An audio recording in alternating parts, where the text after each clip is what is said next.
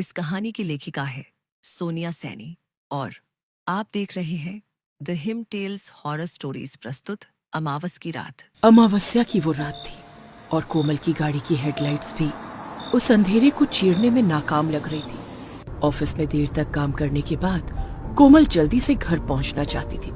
सुनसान सड़क पर गाड़ी चलाते हुए उसे लगा कि कोई उसका पीछा कर रहा है। उसने शीशे में देखा पर पीछे कुछ भी नहीं था। मुझे वहम हो रहा होगा, उसने खुद से कहा। लेकिन तभी गाड़ी में अचानक एक औरत आकर खड़ी हुई। कोमल ने जोर से ब्रेक लगाया और गाड़ी रुकते ही चीख पड़ी, क्या पागल हो, मरना है क्या? वो औरत काली साड़ी में लिपटी हुई थी और उसके चेहरे पर एक अजीब सी खामोशी थी। उसके लंबे बाल बेतरतीब हवा में उड़ रहे थे। औरत ने धीरे से कहा, मरने नहीं आई, बचाने आई हूँ। कोमल चौंक कर बोली, क्या मतलब, कौन हो तुम? औरत ने उसकी गाड़ी की खिड़की पर हाथ रखा। उसकी उंगलियां इतनी ठंडी थी कि कोमल का शरीर झनझना गया। औरत बोली, तुझे और तेरे परिवार को बचाने तेरे साथ बहुत बुरा होने वाला है।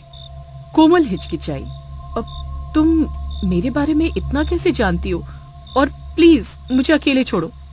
औरत ने गहरी आवाज में कहा, अगर मैं चली गई तो तू कल की सुबह नहीं देख पाएगी। सोच ले, तेरा अंजाम वही होगा जो औरों का हुआ था। डर और जिज्ञासा के चलते कोमल ने दरवाजा खोल दिया। औरत बिना कुछ बोले गाड़ी में बैठ गई। कोमल ने गाड़ी चलानी शुरू की और कहा, देखो मुझे सीधे घर पहुंचना है। अगर ये कोई चाल है तो मुझसे बुरा कोई नहीं होगा, बता देती हूँ। औरत ने मुस्कुरा कर कहा, तेरा घर तुझे सुरक्षित नहीं रखेगा अगर तू मेरी बात नहीं मानेगी। कुछ दूर चलने के बाद औरत अचानक चिल्लाई, रोक, गाड़ी यहीं रोक। कोमल घबराई। उसने ब्रेक लगाया और पूछा, अब क्या हुआ? औरत ने सड़क की तरफ इशारा करते हुए कहा, वो देख, पेड़ के नीचे। कोमल ने देखा, वहां पर कुछ नहीं था। उसने झुंझलाते हुए कहा, तुम मजाक कर रही हो या मुझे डराने की कोशिश कर रही हो? औरत ने गंभीर लहजे में कहा, वो तुझे देख रहा है, उसकी आंखें तेरी आत्मा को जकड़ने के लिए तैयार है। अगर तू आगे बढ़ी तो तेरी मौत पक्की। डरते डरते कोमल ने गाड़ी की लाइट बंद कर दी। चारों तरफ सन्नाटा था। तभी दूर से एक अजीब सी खड़खड़ाहट सुनाई दी, जैसे भारी पत्थर रगड़ते हुए खिसक रहा हो। औरत बोली, लाइट जला। कोमल ने जैसे ही लाइट जलाई उसने देखा कि सड़क के बीचों बीच एक विशाल पत्थर पड़ा था जो पहले वहां नहीं था। कोमल ने कांपते हुए कहा, ये कब गिरा? अभी तो रास्ता साफ था। औरत ने गहरी सांस ली और कहा, वो तेरे लिए जाल बिछा रहा था, मैंने तुझे बचा लिया। गाड़ी हाईवे पर आ चुकी थी। औरत ने कहा, अब मुझे यहाँ उतार दे। कोमल ने कहा, तुम कहीं जाने का नाटक कर रही हो? तुम इस सुनसान जगह पर कहाँ जाओगी?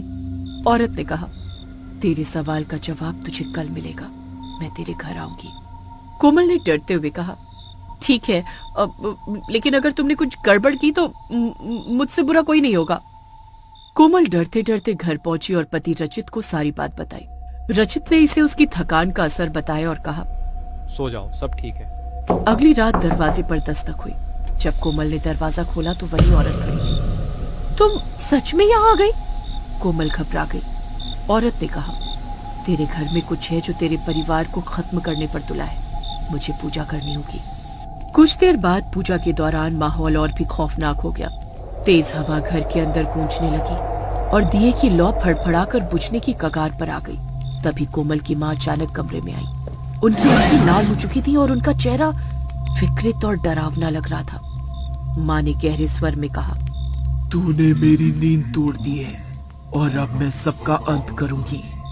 कोमल ने कांपते हुए पूछा, माँ, ये आप क्या कह रही हैं? पूजा कर रही औरत ने कोमल को रोका और सख्ती से कहा, ये तेरी माँ नहीं है, इन पर किसी और का साया है। माँ की आवाज गहरी और डरावनी हो गई। उन्होंने चीखते हुए कहा, मैं वो हूँ जिसे इसने अपने हाथों से मारा था। अब मैं इसे और इसके पूरे परिवार को खत्म कर दूंगी। कोमल हड़बड़ाकर पीछे हट गई। उसने डरते हुए कहा, ये बकवास है, मेरी माँ ऐसा कुछ नहीं कर सकती। आत्मा ने गुस्से से कहा, सच सुनना चाहती है? आज से 20 साल पहले तेरी माँ ने मुझे धोखे से मार डाला था। मैं गरीब और कमजोर थी।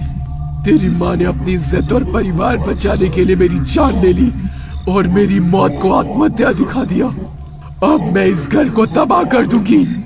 कोमल ने कांपती आवाज में अपनी माँ से पूछा, माँ, क्या ये सच है? माँ जो अब आत्मा के काबू में थी, थकी हुई आवाज में बोली, हाँ, मैंने इसे मारा था। ये मेरे पति के करीब आ रही थी।